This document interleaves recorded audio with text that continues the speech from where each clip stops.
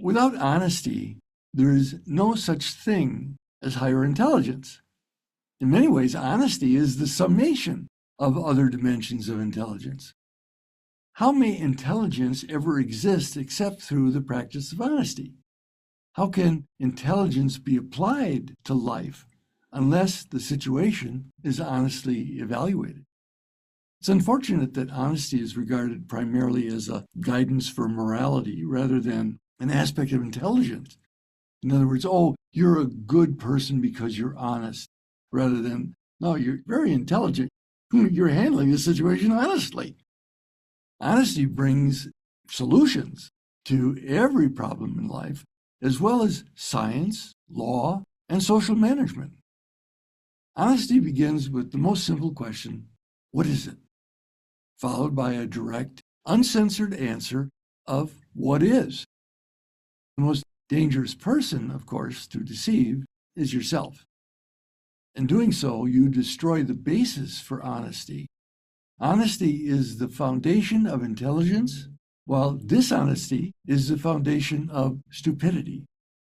I was kind of surprised to see this quote in the book, but I'm saying it verbatim. Yeah. But how do we know if we're being honest with ourselves? Kailea Taylor is an author who wrote a foundational book for the profession of breathwork called The Ethics of Caring. And she suggests that we all have an inner moral compass that alerts us when we're not in right relationship with ourselves or others. However, we become so accustomed to shaping our beliefs and our behaviors to avoid the disapproval of others that it can be hard to discern our behavioral conditioning from our heart's truth. Honesty is not a rule book of do's and don'ts. We could never have a set of regulations that covered every situation in our lives. That's a fantasy of the mind, which only feels comfortable when there's a right and wrong to every interaction. This is why we have principles by which we live. Truth, simplicity, love, and relationships that we trust, with whom we can dialogue when we're in a state of confusion. Further, we have techniques we hone which can help us to end the confusion and to release the fears which cloud our minds and stress our bodies, making us less resourceful to see from a higher perspective, which is generally more inclusive and compassionate. So no one is going to be surprised when I say that breathwork has been such a tool for me when I feel stuck. Rather than trying to force a decision, I take a breathing space. And sometimes it's not an instantaneous download of the truth. Sometimes it takes a while or days. And I don't know why it's taking so long. But something is being worked out. Something needs time to resolve within me or maybe in the world itself. So I doubt that anyone here hasn't had the experience of believing the truth on a particular matter on one day, only to have a reversal of belief on the next day. Now, were you being dishonest on the first day or just misinformed? Here's where the intelligence of unity takes us back to the principle of inclusiveness. The intelligence of love takes us back to the principle of acceptance of ourselves or others. And the intelligence of life brings us back to trust in the resources being offered to us by life. The intelligence of respect allows us to see ourselves and everyone else in a sacred relationship with Creator. Now, the intelligence of honesty guides us to use inclusiveness, acceptance, and trust to examine each situation in our lives with these four measuring sticks, if you will, in deciding what is right relationship for me in each situation. In this situation, am I excluding or separating, or including and inviting? Am I rejecting and judging, or am I accepting and forgiving? Am I mistrustful and closed, or am I trusting and open? These will all help me discern whether I'm coming from my fear-based mind or my loving heart. Honesty prompts me to be truthful about what is and not let my fears distort my perception and my subsequent actions. Now, even if I do my best, I can, in following my principles, my results might give me feedback that are contrary to my intentions. Now, am I willing to reconsider my position on the basis of the feedback I'm getting in life? Again, I have to check in to see, should I stick to my guns or reverse my course? Now, if I'm always digging my heels in to argue for my position, perhaps my ego fears of being wrong are running the show. On the other hand, if I continually change my mind according to what others want, perhaps my ego's fears of rejection is determining my beliefs. So, life of the mind is a continual dialogue of right and wrong. This is what Buddha says is the source of all suffering. Some people have quoted Buddha as saying, life is suffering. I believe that's a misquote. Life of the mind is suffering. Life of the heart is a continual ebb and flow of growing awarenesses, which give me more resources to deal with every situation that's increasingly inclusive, loving, empowering, and honest with where I am at this point in my life's journey. So let's do an exercise that gives us feedback on where we are now in our honesty with self, others, and the world. Now, this is not an exercise to give your mind more ammunition for judgment, okay? Loving honesty gives me more insight for self-adjustments which make my life more authentic and joyful. For example, we're going to look at handout 2. How I think I have not been honest with myself is. An example in my life is that I can overestimate what I have to and can do myself in my work to stay balanced with my health, my relationship, and my recreation.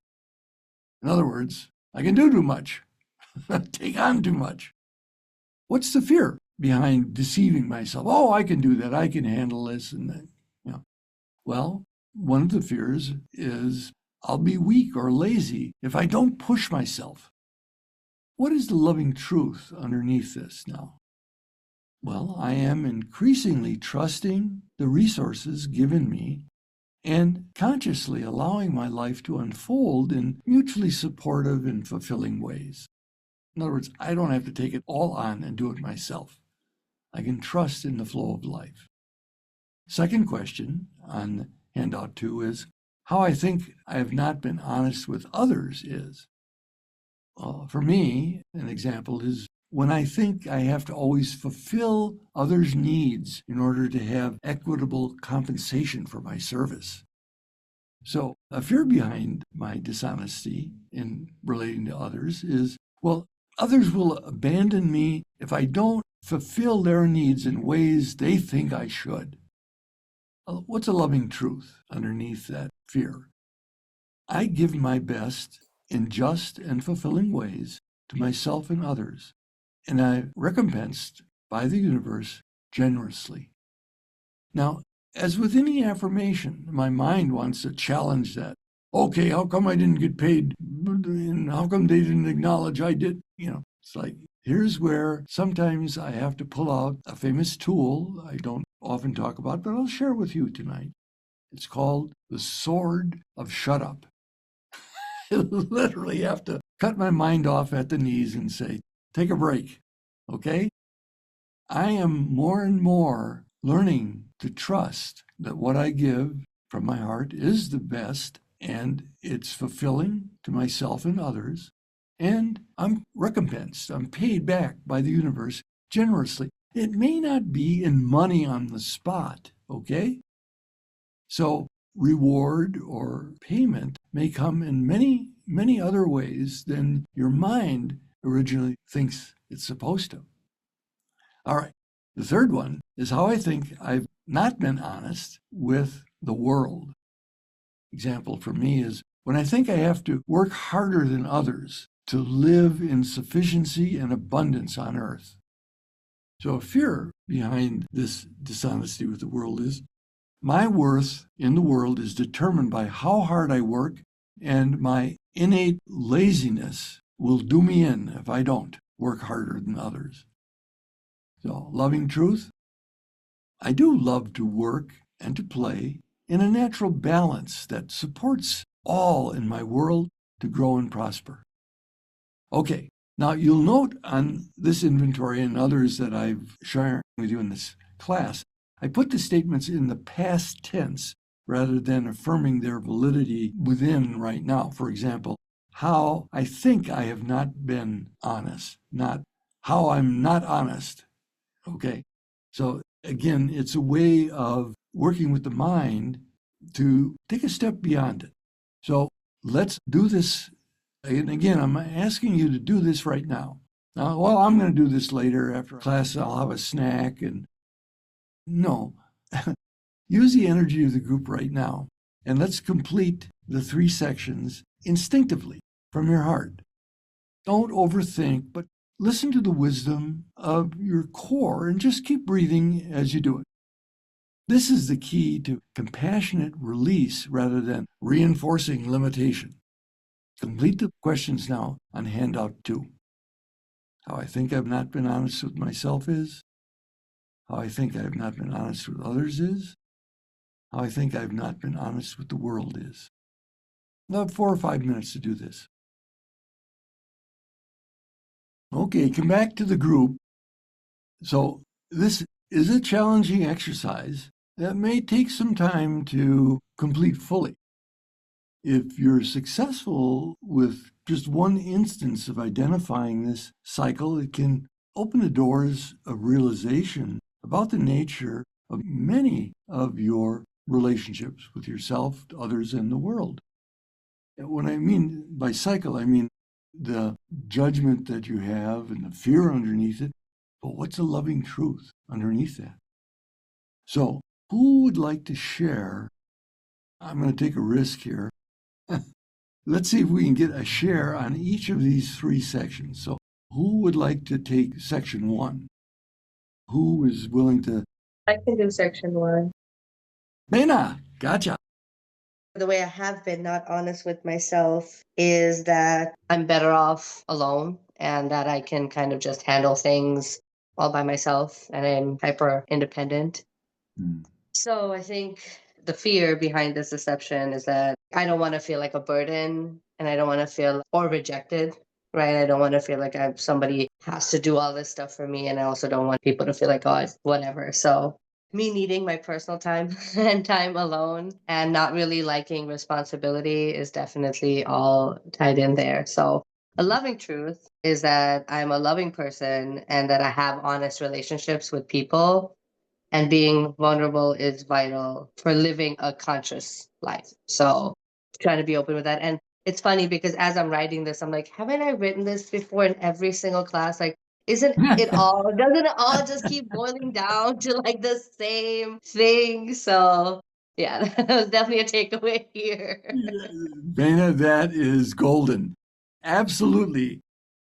I see those same things coming up time and time again, but it's not like we're a broken record. See, it's like, oh, I go around the bush and I come back to the same place. No, I like to think of it as each time we go a little higher and a little deeper.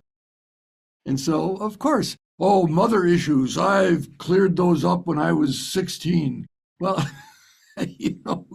you're right. Those are universal issues that keep coming around, and we keep learning and growing from this. Beautiful share. Thank you, Bena. Who is willing to share what you got on section 2? Ron. For me, I think it's in my childhood, if I let people know what I wanted, then they maneuvered, my brothers would figure out how to use that against me so that they could get more stuff. If you told my parents something, then that became under their control. So my brother showed me how you don't tell them anything because that gives you more freedom. And then we played a lot of games. And it seems like tactically, it's better not to reveal things. So I specialize in the lie of omission. But that leads to secrets, which then I can't tell anybody because, secrets get out. So that's hard. And then when the lie of omission is finally revealed, it seems like I get a hailstorm. And so it's a lot for me because the fear, why I don't tell somebody is I think they're going to control me and I won't get what I want. And then I do find that from personal things that when something comes up, it usually doesn't work out very well that I haven't told anybody. So now the loving truth is, oh boy, I'll have to keep working on that one. Maybe with the sandwich later on. Oh, no, no, no, no, no, no, no, no, no. You can at least take a nibble at it. What's your nibble, Ron? Well, from AA, I know that it seems like if things come out, that it doesn't really hurt you. And so I operate on that principle also. So I really do think that whatever comes out just comes out, and that's sort of how it goes, and I can handle it.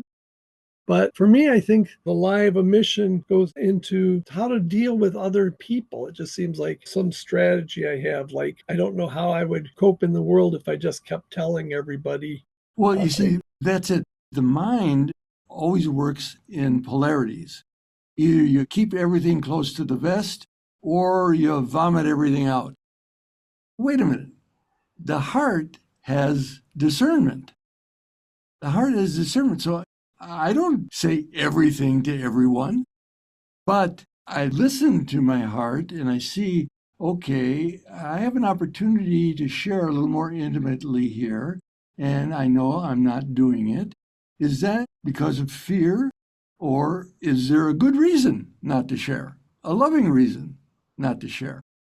And so it takes it to a little different dimension then, where I can challenge and stretch myself. And it's not an all or nothing proposition. That is the mind's way of keeping us stuck. Yeah. And I know I can impute, but I will also think I've got good suspicion that you have been doing that. You've been working with a little more openness and vulnerability, but with discretion. Is that true? That's true. There we have it. Good Okay. night. Okay. Okay. Thank you, Ron. Jen. Okay, section 3. Barbara, welcome. Hey, Barbara. So, how I have not been honest with the world is, for me, I don't know how to say no. So, when someone asks me to do something, even if I'm tired and I should say no, I'll say yes and do it. Like someone will need a booking when I have scheduled myself off because they're in trouble, meaning they're in trouble with pain or with their body. And so I don't say no, I will just go and do the work. But then when I'm alone by myself, I have this lazy nature where I just want to maybe sit and watch TV or just sit and read.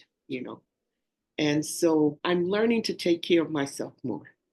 I'm learning to schedule off if I need it. And through this course, just these few weeks, I'm learning to share more with others. And so sometimes I feel like, oh, I shouldn't have said that about myself. But, it's like I'm learning that it's okay to share things about myself. Well, yes. And as I was discussing with Ron, you pick your territory. You're discriminating. I would not necessarily go on national TV and share everything. But your sharing has been really beautiful here. Did you identify what the fear was behind not saying no to people? Yeah. The fear for me is they might retaliate by not rebooking or not coming around or asking me for certain things. And so that's the fear. Okay. And then what's the loving truth underneath that? The loving truth is I'm learning to be honest with myself. Yeah. And to really observe myself and what's going on with me. And sometimes people will say something to me, and right away I think they're judging me. So I need to learn how to separate that. They might not be judging me, but I take it personally and think that is something negative toward me. Yeah. Okay. So going with the loving truth, then you admit this is a work in progress. Yes. This is what I'm learning. And you even suggested that you're taking advantages of us here, Barbara. You are taking advantage of every person in this group by sharing intimate and personal things about yourself. And look what you're getting for it. We love you. You've been, I don't know if I should share this, but I'm going to anyhow. Even as we were talking before class tonight, they said how wonderful your sharing was last week. Inspirational. So thank you. Barbara. Thank you.